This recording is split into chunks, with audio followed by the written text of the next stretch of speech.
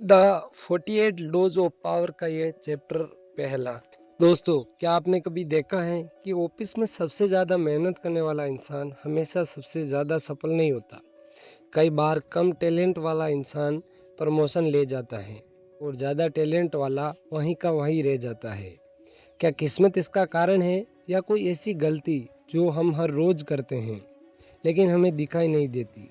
Robot green कहते हैं, power की दुनिया में सिर्फ मेहनत काफ़ी नहीं होती, लोगों की साइकोलॉजी को समझना भी ज़रूरी है। आज हम इस किताब का पहला लॉ सीखेंगे, नेवर आउटसिन द मास्टर। लेकिन इसका मतलब क्या है? क्या हमें अपनी टैलेंट छुपानी चाहिए या इसके पीछे कोई और गहरी सीख छिपी है? आइए समझते हैं एक कहानी के थ्रू आइए समझते हैं एक कहानी के हिसाब से। 16वीं सदी का इटली 16वीं सदी का इटली एक युवा कलाकार था। उसकी पेंटिंग इतनी शानदार थी कि लोग उसकी तारीफ करते नहीं थकते थे।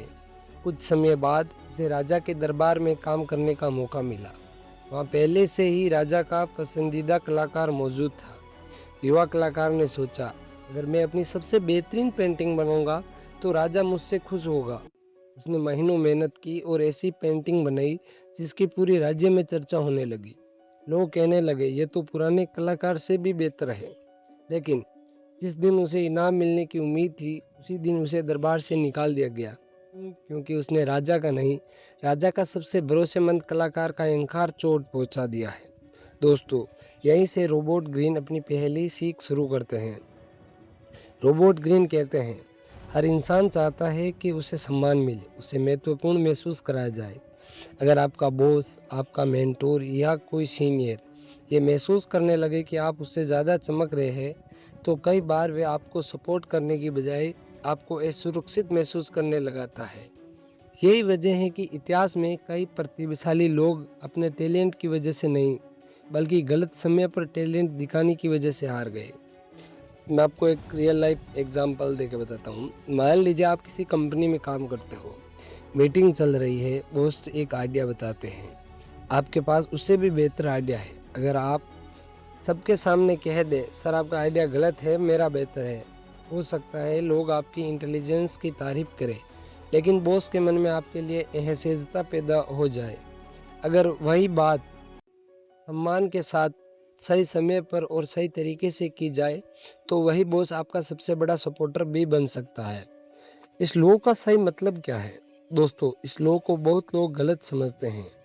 ये लॉ आपको कमज़ोर बनाने के लिए नहीं कहता, ये लॉ आपको बुद्धिमान बनने के लिए कहता है। अपनी टैलेंट को छुपाओ मत, लेकिन उसे ऐसे पेश कीजिए कि सामने वाला थ्रेड नहीं, वैल्यूएबल महसूस करे। यही इमोशनल इंटेलिजेंस है। इस चैप्टर की सबसे बड़ी सीख है, कई बार सक्सेस सिर्फ इस बात पर निर्भर करती है कि आप कितने इंटेलिजेंट हैं, बल्कि इस बात पर निर्भर करती है कि आप लोगों के साथ कितनी समझदारी से पेश आते हैं। नॉलेज आपको आगे ले जाती है, लेकिन विजडम आपको वहाँ टिकाए रखती है। दोस्तों, इस चैप्टर का फाइनल मैसेज है, रोबोट ग्रीन का पहला लॉ किसी को दबाने की सलाह नहीं देता। यह सिर्फ इतना सिखाता है कि पावर की दुनिया में रिस्पेक्ट, टाइमिंग और इमोशनल इंटेलिजेंस बहुत बड़ी ताकत होती है। अगर आप इन्हें समझ गए तो आप सिर्फ सफल नहीं, बल्कि लंबे समय तक सम्मानित भी रहोगे।